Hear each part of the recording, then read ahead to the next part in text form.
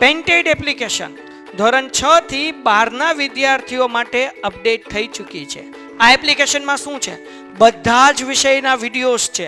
ગુજરાતની best faculty દ્વારા live lectures છે. આઈએમપી પ્રશ્ન છે, ટેસ્ટ સિરીઝ છે અને ગુજરાતના તમામ વિદ્યાર્થીઓ સાથે તમે તમારી કમ્પેરિઝન કરી શકો છો. ગેમિફિકેશન છે અને બીજું ઘણું બધું. તો તમે એપ્લિકેશન ડાઉનલોડ ન કરી હોય તો ડિસ્ક્રિપ્શનમાં લિંક આપી છે. હમણાં જ પ્લે સ્ટોર ઉપર જાઓ અને એપ્લિકેશન ડાઉનલોડ કરો.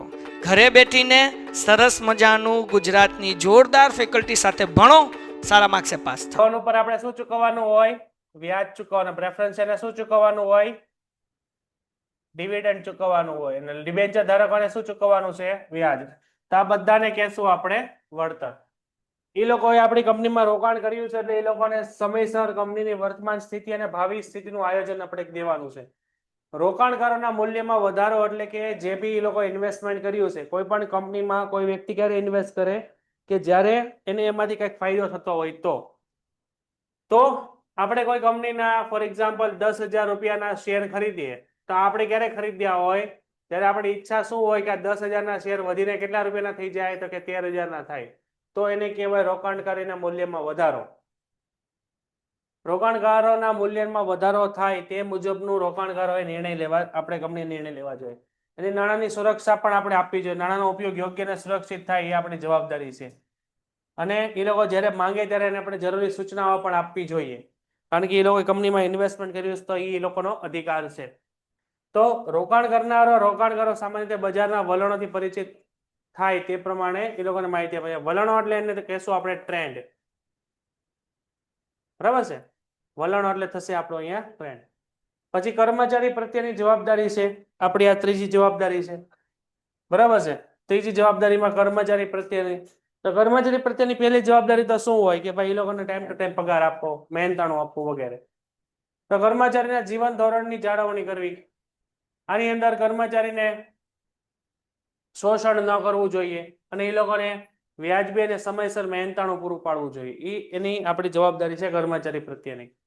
પછી કર્મચારી માટે યોગ્ય વાતાવરણ અને સુવિધાઓ પૂરી પાડવી. દાખલા તરીકે કેન્ટીનની સુવિધાઓ એને આપવી, એ લોકોને આવવા જવા માટે વાહન વ્યવહારની સુવિધાઓ આપવી, એકમમાં સ્વચ્છતા અને હવા ઉજાસની શક્યતાઓ રાખવી, વાતાનુકૂળની સુવિધાઓ રાખવી અને સ્ત્રી કર્મચારીઓ માટે અલાયદી વ્યવસ્થાઓ કરવી. આ બધી વ્યવસ્થાઓ પૂરી પાડવી જોઈએ કર્મચારી માટે. એ કંપનીની અહીંયા જવાબદારી બને છે.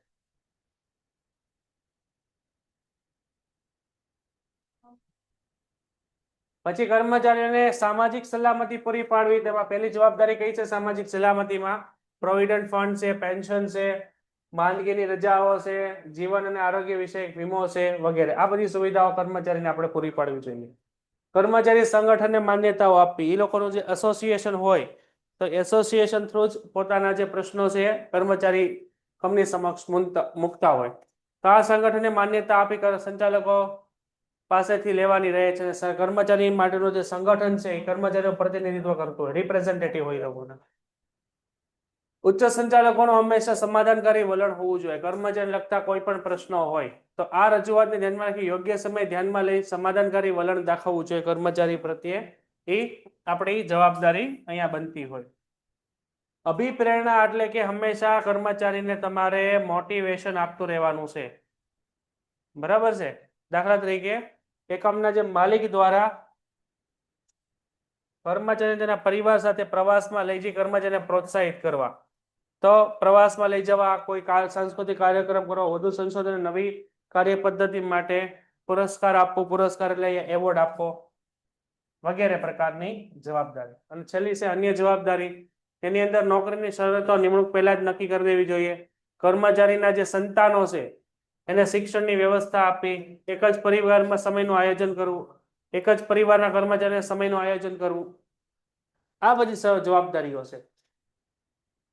નેક્સ્ટ ના પછી આપણે ચોથી જવાબદારી આપી છે એ છે ગ્રાહકો પ્રત્યેની જવાબદારી. હવે ગ્રાહક છે એ બજારનો રાજા છે. બરાબર છે? તો ગ્રાહક કોઈ વસ્તુ આપણી કંપનીમાંથી ખરીદશે તો જ આપણી કંપનીને ફાયદો થશે. તો સૌથી પહેલી આપણી જવાબદારી છે કે ગ્રાહકને ગુણવત્તાવાળી વસ્તુ આપવી. એટલે કે વસ્તુનું યોગ્ય પેકિંગ કરવું, એનું વજન, એમાં ભેળસેળ વગરની અને ગ્રાહકની જરૂરિયાત સંતોષે તે પ્રકારની વસ્તુઓ આપવી. ગ્રાહક પાસે હંમેશા વ્યાજબી નફો લેવો. એટલે કે વ્યાજબી કિંમતે વસ્તુઓ ચૂકવવી. અભિપ્રેરણ એટલે થશે મોટિવેશન. મેં અહીંયા લખી તો દીધું, જુઓ. અભિપ્રેરણ એટલે થશે મોટિવેશન. વ્યાજબી કિંમત એટલે કે એવી કિંમત કે જેમાં જેમાં કંપનીને પણ ફાયદો થાય અને ગ્રાહકને પણ ઓછી કિંમત તે વસ્તુ મળે. તો વ્યાજબી કિંમત એટલે એવી કિંમત થશે કે જેમાં ગ્રાહકને યોગ્ય સંતોષ મળે અને ઉત્પાદકને યોગ્ય વળતર મળે. બરાબર છે? તો હંમેશા વસ્તુઓ કઈ રીતે વેચવાની છે? વ્યાજબી કિંમતે. બજારમાં પુરવઠાનું સાતત્ય જાળવવું એટલે કે બજારમાં પુરવઠાની અછત ઊભી કરવી નહીં. પુરવઠાનું સાતત્ય એટલે પૂરતા પ્રમાણમાં. સાતત્ય એટલે થશે આપણું પૂરતા પ્રમાણમાં જથ્થો જાળવી રાખવો. એ કંપનીની જવાબદારી બને છે. બરાબર છે? જે એકમે સામાજિક જવાબદારી તરીકે જાળવે. ગેરમાર્ગે દોરતી જાહેરાતો ન આપવી એટલે કે એવી જાહેરાતો કે જેનાથી જે ગ્રાહકો છે એ છેતરાય અને ગેરમાર્ગે દોરાય અથવા એને ખોટી માહિતી મળે એવું આપણી કંપનીએ કરવાનું નથી. તો કેટલાક ગ્રાહકો જાહેરાતથી આકર્ષાઈને ચીજ વસ્તુઓ કે સેવા ખરીદવા પ્રેરાય છે અને ખરીદ્યા બાદ તે મુજબ જાહેરાતમાં દર્શાવ્યા મુજબનો લાભ ન મળતા એ લોકો છેતરાયાની લાગણી અનુભવે છે. જેથી આવું કરવું જોઈએ એટલે ભ્રામક જાહેરાત આપવી જોઈએ નહીં. ભ્રામક એટલે ગેરમાર્ગે દોરતી જાહેરાત. વેચાણ પછીની પણ ઘણી બધી સેવાઓ તમારે આપવાની છે. દાખલા તરીકે ગેરંટી છે, વોરંટી છે. તો એમાં પેલું છે ગ્રાહકને ફરિયાદ નિવારણ માટે નજીકના સેવા કેન્દ્ર પ્રાપ્ત કરવા. એટલે કે ટોલ ફ્રી નંબર દરેક વસ્તુની અંદર તમે લખેલો હોય, જોજો તમે. પેદાશ પસંદ ન પડે તો પરત કરવાની સ્વતંત્રતા ગ્રાહકને આપવી. બરાબર છે? પછી પ્રવર્તમાન કાયદા મુજબ ફરજ પડે ત્યારે ગ્રાહકને પેન્ટેડ એપ્લિકેશન ધોરણ 6 થી 12ના વિદ્યાર્થીઓ માટે અપડેટ થઈ ચૂકી છે. આ એપ્લિકેશનમાં શું છે? બધા જ વિષયના વિડીયોઝ છે. ગુજરાતની બેસ્ટ ફેકલ્ટી દ્વારા લાઈવ લેક્ચર્સ છે. આઈએમપી પ્રશ્ન છે, ટેસ્ટ સિરીઝ છે અને ગુજરાતના તમામ વિદ્યાર્થીઓ સાથે તમે તમારી કમ્પેરિઝન કરી શકો છો. ગેમિફિકેશન છે અને બીજું ઘણું બધું. તો તમે એપ્લિકેશન ડાઉનલોડ ન કરી હોય તો ડિસ્ક્રિપ્શનમાં લિંક આપી છે. હમણાં જ પ્લે સ્ટોર ઉપર જાઓ અને એપ્લિકેશન ડાઉનલોડ કરો. ઘરે બેઠીને સરસ મજાનું ગુજરાતની જોરદાર ફેકલ્ટી સાથે ભણો, સારા માર્ક્સે પાસ થાઓ. રાખવું એને, જેનાથી એ પૂરતા પ્રમાણમાં પોતાની વ્યવસ્થા કરી દે. તો અગાઉથી એકમે માંગ સંદર્ભે માહિતગાર કરવાથી પુરવઠાનો કટોકટી સર્જાતી નથી. પછી ગુણવત્તા અને કૌશલ્ય સ્પર્શ એટલે કેવા પ્રકારનો કાચો માલ જોવે છે તમારે અગાઉથી જ કહી રાખવું. કેવી ગુણવત્તા જોવે છે, જેનાથી ગુણવત્તાના કૌશલ્યની અગાઉથી સ્પષ્ટતા કરવી જોઈએ, જેથી પુરવઠાનું સાતત્ય જળવાઈ રહે. ને એ લોકોને જે કાચો માલ છે એના પૈસા તમારે સમયસર ચૂકવી આપવાના છે. તો પુરવઠો પૂરો પાડનારે નક્કી કરેલી શરતો મુજબ નાણાંની ચૂકવણી તમારે કરી દેવી જોઈએ. છઠ્ઠું આપ્યું છે તમને સરકાર પ્રત્યેની જવાબદારી. તો સરકાર પ્રત્યેની પહેલી જવાબદારી છે કે તમારે કાયદાઓનું યોગ્ય રીતે પાલન કરવું જોઈએ. બીજું, સમયસર તમારે કરવેરાઓ ભરવા જોઈએ. બરાબર? તમામ કર તમારે પ્રમાણિકતાપૂર્વક સમયસર ભરી દેવા જોઈએ. સરકારના કાર્યક્રમોમાં ભાગ લેવો જોઈએ. દાખલા તરીકે સ્વચ્છ ભારત અભિયાન છે, બરાબર છે? તો એની અંદર તમારે ભાગ લેવો જોઈએ અને સરકારને મદદ કરવી જોઈએ. ઔદ્યોગિક નીતિના અમલમાં મદદરૂપ છે. સરકાર જે નવે કાયદાઓ કે નીતિ ઘડે એમાં તમારે મદદરૂપ થવું જોઈએ. સરકારના નીતિ નિયમોને તમારે ફોલો કરવા જોઈએ. આ તમારી સરકાર પ્રત્યેની જવાબદારી છે. સાતમી જો વાત કરીએ તો સાતમી છે આપણી પાસે સમાજ પ્રત્યેની જવાબદારી. હવે ધંધો છે સમાજનો જ ભાગ છે અને સમાજની બધી સંપત્તિઓનો ઉપયોગ કરે છે. તો સમાજ પ્રત્યેની પહેલી જવાબદારી છે કે પ્રદૂષણ ઓછું ફેલાવીને પર્યાવરણનું અહીંયા જતન કરવું જોઈએ. બીજું છે રાષ્ટ્રીય વિકાસમાં ફાળો આપવો જોઈએ. જ્યારે બી જરૂરિયાત પડે ત્યારે નાણાકીય સાધનોનો ઇષ્ટતમ ઉપયોગ કરી રાષ્ટ્રના વિકાસમાં ફાળો આપવો જોઈએ. નાણાકીય સાધનો એટલે જમીન, મૂડી, શ્રમ, નિયોજન. પછી હંમેશા સંશોધનને મહત્વ આપવું જોઈએ, જેનાથી આંતરરાષ્ટ્રીય સ્પર્ધાની અંદર તમે વસ્તુઓ ટકાવી શકો અને દેશને વધુમાં વધુ વેચાણ કરીને ફાયદો અપાવી શકો. કટોકટી કે આપત્તિના સમયમાં જવાબદારી નિભાવવી જોઈએ. એટલે કે જ્યારે કટોકટી હોય ત્યારે સરકારને અહીંયા મદદરૂપ થવું જોઈએ અને ઓછા ભાવે વસ્તુ સમાજમાં મૂકવી જોઈએ, જેનાથી લોકોને ફાયદો થાય. બીજું, સામાજિક અને સાંસ્કૃતિક વારસાનું સંવર્ધન કરવું જોઈએ. એટલે કે દાખલા તરીકે સમાજ વિરોધી કોઈ કાર્ય ન કરવું. દાખલા તરીકે જાહેરમાં અશ્લીલતા કે રંગભેદ જેવા કૃત્યોને અહીંયા મહત્વ આપવું નહીં. સમાજ ઉત્થાનમાં ભાગીદારી એટલે કે સમાજના વિકાસમાં ભાગીદારી. અહીંયા ઉત્થાન એટલે થશે વિકાસ. અહીંયા ઉત્થાન એટલે થશે આપણો વિકાસ. તો સમાજના વિકાસમાં ભાગીદારી આપે એટલે કે સમાજના નબળા વર્ગો માટે યોગ્ય તકો પૂરી પાડવા માટે સરકારને મદદ કરવી. યોગ્ય રીતે રોજગારીનું સર્જન કરવું જોઈએ અને માનવ હકોની જાળવણી કરવી જોઈએ. તો અહીંયા તમારી બધી જવાબદારીઓ બધી પૂરી થઈ છે. ટોટલ 6 પ્રકારની તમારી જવાબદારીઓ છે. આટલું જોઈ લ્યો, ન સમજીને પૂછો. ચાલો ફટાફટ. પર્યાવરણની જાળવણી છે ને એની અંદર તમારે એટલી બાબતો જોવાની છે. એમાં આપણી પાસે પહેલી બાબત કઈ છે? જમીનની, બીજી છે જળની, પછી છે હવાની અને અવાજની. એટલે અહીંયા જે જાળવણી છે ને આપણે 4 જોવાની છે. જમીન, જળ, હવા અને અવાજ. આ 4 પ્રકારની આપણે જાળવણી જોવાની છે. જમીનની એટલે કે અહીંયા તમારે કોઈ પણ એવી વસ્તુનું ઉત્પાદન ન કરવું જોઈએ અથવા કોઈ કચરો છે એ જમીન ઉપર ફેંકવો ન જોઈએ જેનાથી જમીન પ્રદૂષિત થાય. બરાબર છે? તમારે વૃક્ષારોપણ કરવું જોઈએ અને નવા વૃક્ષો ઉછેરવાની તમારી જવાબદારી છે. જમીનને પ્રદૂષિત કરવાની નથી. બીજી જળ પ્રત્યેની જવાબદારી છે. તો જળની અંદર કોઈ દૂષિત ઘન કે પ્રવાહી કચરાનો નિકાલ એવી રીતે કરવો જોઈએ કે જેનાથી જળને નુકસાન ન થાય. એટલે કે દરિયામાં કે પાણીમાં તમારે ઘન કચરો કે પ્રદૂષિત કચરો ફેંકવાનો નથી જેનાથી પાણી ખરાબ થાય. હવાની અંદર તમારે પ્રદૂષણમાં વધારો ન થાય ને, હવાનું પ્રદૂષણમાં વધારો ન થાય એ પ્રકારની વ્યવસ્થા તમારે ગોઠવવાની છે. જેમ કે ઝેરી ગેસના બળતણના પરિણામે બાળકોના આરોગ્યને નુકસાન થાય, તો આવા ઝેરી ગેસના પ્રમાણમાં ઓછું હવામાં પ્રદૂષણ ફેલાય એવા પ્રયાસો કરવા જોઈએ. અને યંત્રોની એવી રીતે ગોઠવણી કરવી જોઈએ કે જેનાથી યંત્રની અંદરથી અવાજ ઓછો આવે. અમુક કંપનીમાંથી અવાજ બહુ વધારે આવતો હોય, એની આજુબાજુમાં રહેતા લોકો બેરા થઈ જાય.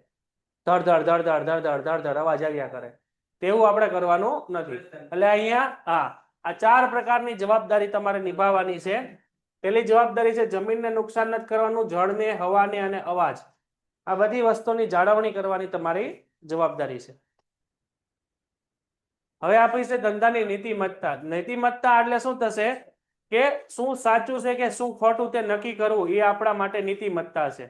એટલે અમુક બાબતો આપણા ધંધા માટે સારી છે, અમુક બાબતો ધંધા માટે ખરાબ છે, અમુક બાબતો સમાજ માટે પણ ખરાબ છે.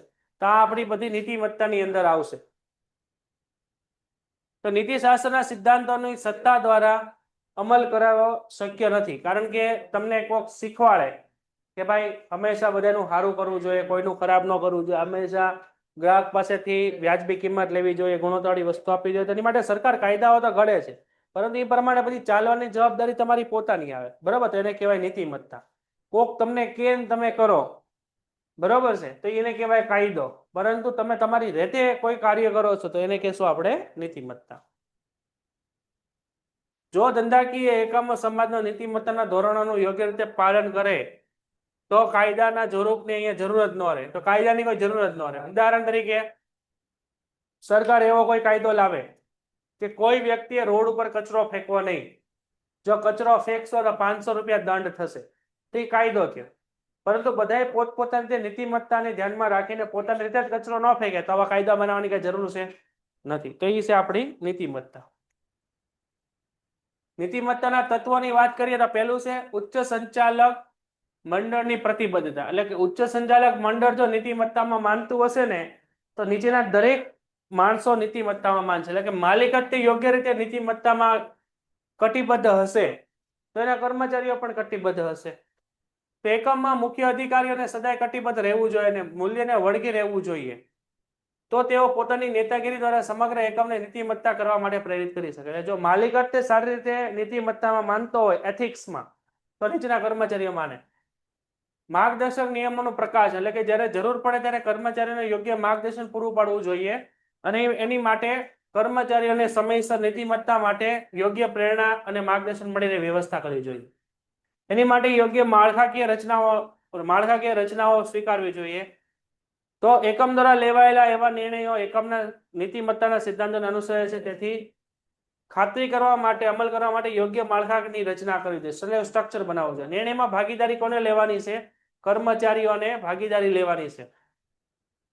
અને પરિણામોનું મૂલ્યાંકન કરવાનું છે જેનાથી નીતિમત્તાના ધોરણો એકમમાં કેટલે અંશે પ્રસ્તુત બન્યા છે અને એનો કેટલી ફાયદો થયો છે એકમને, તો એ તમે અહીંયા જાણી શકો. પેન્ટેડ એપ્લિકેશન ધોરણ 6 થી 12ના વિદ્યાર્થીઓ માટે અપડેટ થઈ ચૂકી છે. આ એપ્લિકેશનમાં શું છે? બધા જ વિષયના વિડીયોઝ છે. ગુજરાતની બેસ્ટ ફેકલ્ટી દ્વારા લાઈવ લેક્ચર્સ છે, આઈએમપી પ્રશ્ન છે, ટેસ્ટ સિરીઝ છે અને ગુજરાતના તમામ વિદ્યાર્થીઓ સાથે તમે તમારી કમ્પેરિઝન કરી શકો છો. ગેમિફિકેશન છે અને બીજું ઘણું બધું. તો તમે એપ્લિકેશન ડાઉનલોડ ન કરી હોય તો ડિસ્ક્રિપ્શનમાં લિંક આપી છે, હમણાં જ પ્લે સ્ટોર ઉપર જાઓ અને એપ્લિકેશન ડાઉનલોડ કરો. ઘરે બેઠીને સરસ મજાનું ગુજરાતની જોરદાર ફેકલ્ટી સાથે ભણો, સારા માર્ક્સે પાસ થાઓ.